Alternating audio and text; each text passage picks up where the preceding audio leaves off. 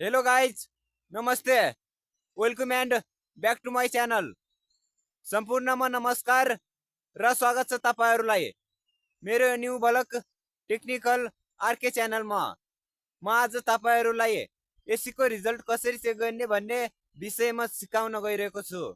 How to check of SEE result, यानि कि एसीको result marksheet सहित कसरी हेर्ने।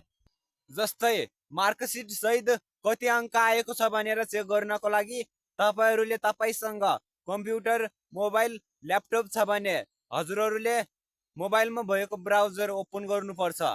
कुनै पनि मोबाइल होस् या ल्यापटप होस्। यदि तपाईँसँग ल्यापटप छ भने ल्यापटपमा रहेको ब्राउजर ओपन गर्नुहोस् र मोबाइल छ भने पनि मोबाइलदेखि पनि चेक गर्न सक्नुहुन्छ। यसको लागि सर्वप्रथम तपाईँले आफ्नो कम्प्युटर, ल्यापटप वा मोबाइलतिर लाग्नुपर्ने हुन्छ। Let started to the video. अब तपाईँले आफ्नो मोबाइलमा रहेका कुनै पनि ब्राउजरलाई ओपन गर्नुहोस्, मोबाइल होस् या ल्यापटप। म चाहिँ क्रोम ब्राउजर ओपन गर्छु। ब्राउजरलाई ओपन गरिसकेपछि माथि सर्च बारमा गएर www.se.ntc.net.np2082 सर्च गर्नुहोस् र 2-4 स्टेप माथि सारेर त्यसमा क्लिक गर्नुहोस्। र यति गरिसकेपछि तपाईँले आफ्ना केही पर्सनल कुराहरू भर्नुपर्ने हुन्छ। जस्तै सुरुको कोस्टमा रहेको छ सिम्बल नम्बर।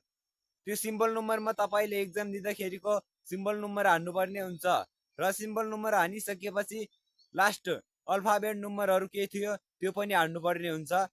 र सेकेन्ड अप्सनमा रहेको छ date of birth. Date of बर्थमा हान्नुपर्ने हुन्छ। जस्तै मैले मेरो जन्म मिति हानिसकेको छु र त्यस्तै गरी हजुरहरूले पनि हान्नु होला। र यति गरिसकेपछि सबमिट गर्नु होला र सबमिट गरिसकेपछि तपाईँको रिजल्ट मार्कसिट सहित देखिनेछ।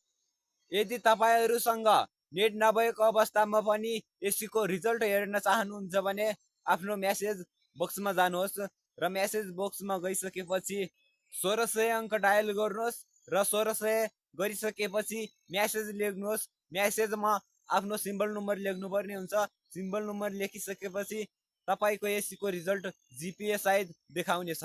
हस् त, थ्याङ्क यू। भिडियो कस्तो लाग्यो? भिडियोलाई अन्तिमसम्म हेरिदिनु भएकोमा धन्यवाद। र भिडियो राम्रो लागेमा like, comment, share and subscribe गर्न नबिर्सिनु होला।